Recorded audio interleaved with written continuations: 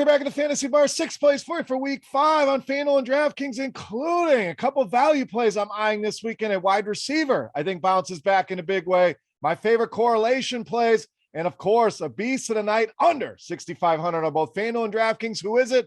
Belly up to the Fantasy Bar and find out.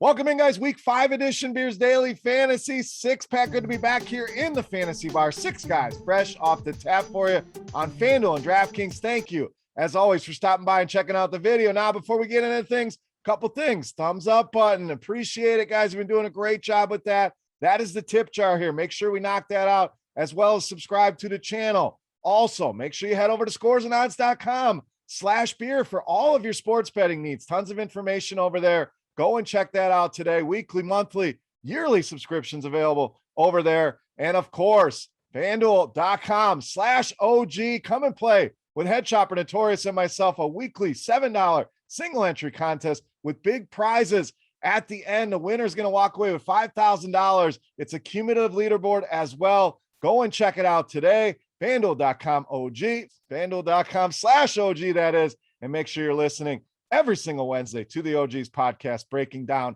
everything in the NFL. All right, let's get to the plays here for week 5. We're going to start at wide receiver in the mid-range with Marvin Jones Jr. of the Jaguars. I love the spot here for Marvin Jones. We know DJ Chark going to be out here a while. A lot of people going to go to Laviska Shenault. Had a decent game against Cincinnati. He's cheaper. I think that's the route people are going to go here with the Jacksonville receivers. Only 3 targets for Marvin Jones last week. I think it's definitely an anomaly. Was seeing over 9 targets per game weeks 1 through 3. I think we get back to that level of targets here, especially against the Tennessee Titans. We know the Titans are going to do their damage, whether it's Derrick Henry, Ryan Tannehill. We know they're going to score points here, but if they do, and even if they don't, they have struggled against the wide receiver. In fact, most fantasy points allowed so far this season. Week in, week out, we've seen wide receivers have massive games last week. Corey Davis, Jamison Crowder of the lowly Jets got it done. I think the Jaguars do the same here. Don't be afraid to go back to Marvin Jones here in a great matchup with the Tennessee Titans. All right, let's go to the running back position. I promise you guys it's underpriced.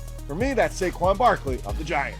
So 7,300 on DraftKings, 7,800 on FanDuel. You compare that to some of the other stud, high-end, workhorse type running backs, and this price really lagging behind. So I think it's only a matter of time before his prices are back in that stratosphere. So let's buy low here while we have the opportunity. Been great the last couple weeks. The snaps have ticked up. The involvement has picked up. The touchdowns have been there as well. 3 touchdowns over the last 2 games alone. 11 catches over that time span. And we saw them really utilize him as a wide receiver in that New Orleans game. I think you're going to see more of the same here against Dallas. First of all, you may be without Sterling Shepard, Darius Slayton once again, so they're going to be thin going into this game. Not only that, but the matchup here screams throw the ball to the running back. Saquon, good history against Dallas. Dallas, most receptions allowed to the running back position in the entire league.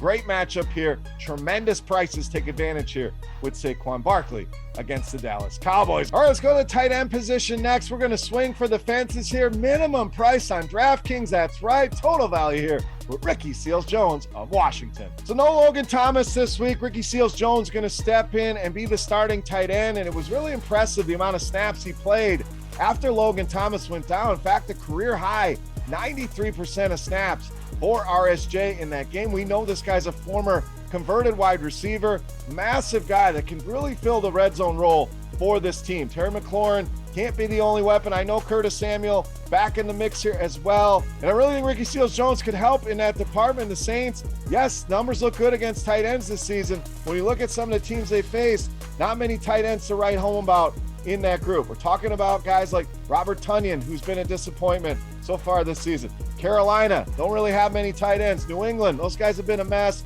And Evan Ingram last week let us down. I think Ricky Seals-Jones has a solid game here today. Even if he doesn't, 2,500 on DraftKings does not kill your lineup. It's going to open things up for you.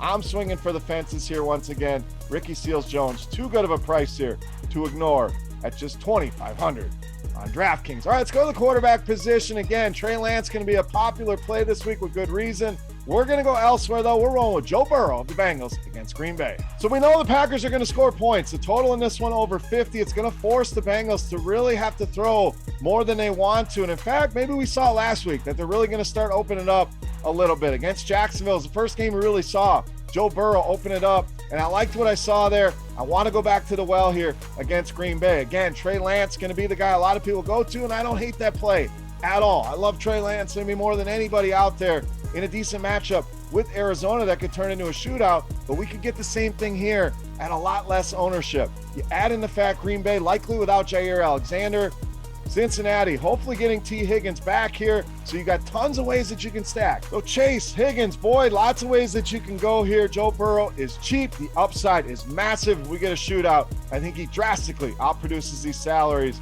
Get him in those lineups here for week 5. All right, let's go back to the wide receiver position here. Another play from the mid-range, DeVante Parker of Miami. Now, I know Miami, been a mess, been disappointing, no doubt. But when you think about Tampa Bay, what do we know? You can't run on Tampa Bay. You have to throw the ball. And Miami, huge underdogs in this game. So you add those two things up, you're already going in with a pass-heavy game script. You're likely playing from behind. You're likely throwing the whole game here against Tampa Bay. And not only that, but this Tampa Bay secondary is banged up. Richard Sherman had to come in and start off the street here. Tampa Bay bottom 3 in receptions, receiving yards, receiving touchdowns, fantasy points to the wide receiver position. They've been absolutely terrible against this position, and Parker getting consistent targets here. No Will Fuller once again this week, so the target tree becomes even more condensed. With Parker, Gesicki, and Waddle really gobbling up most of the targets here. 8 targets per game for Parker has been consistent. He's getting the down the field targets from Tua, from Brissett, really hasn't mattered here. So I get it. He's burned everybody in the past, but I think DeVante Parker in a good spot here, and the prices really like those at under 6K. On both sides. All right, it's time to take a look at my favorite play for week 5. But before we do that, we want to continue our Beast of the Week contest. Absolutely free to play. All you have to do, get in the comment section right below the video and guess fantasy points on Draftkings for my favorite play of the week. The closest guess is going to win themselves a free month of RotoGrinders Premium, a chance to check everything out behind the scenes. Or if you're already a subscriber, we'll send you a free RotoGrinders t-shirt. Let's wrap this baby up. My favorite play for week 5. You know him as the Beast of the Week.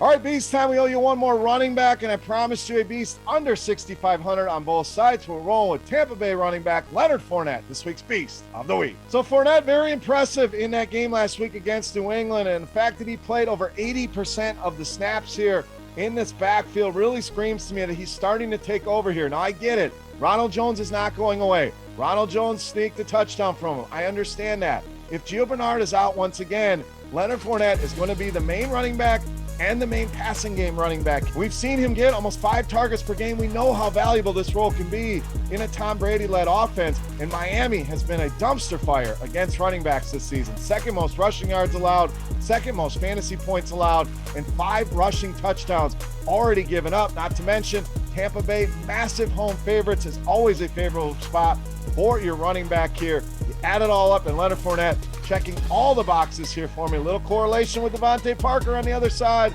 Love this spot for Leonard Fournette, making him easily my favorite play on the board in this week's Beast of the Week. All right, that'll wrap us up for week 5 in the Fantasy Bar. If you have any comments, questions, feedback, hit me up in the comment section right below the video. Don't forget, fantasy points for Leonard Fournette on Draftkings.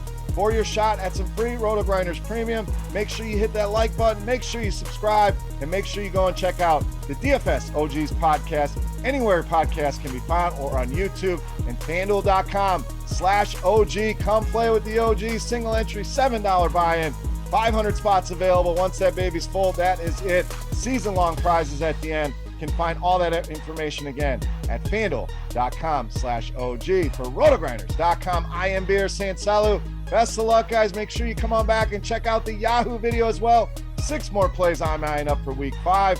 Thank you for watching. Best of luck this weekend, and we'll see you. Hey, thanks for checking out our videos. If you want more expert advice on DraftKings, FanDuel, or any other daily fantasy sports, make sure you check out the current videos playlist.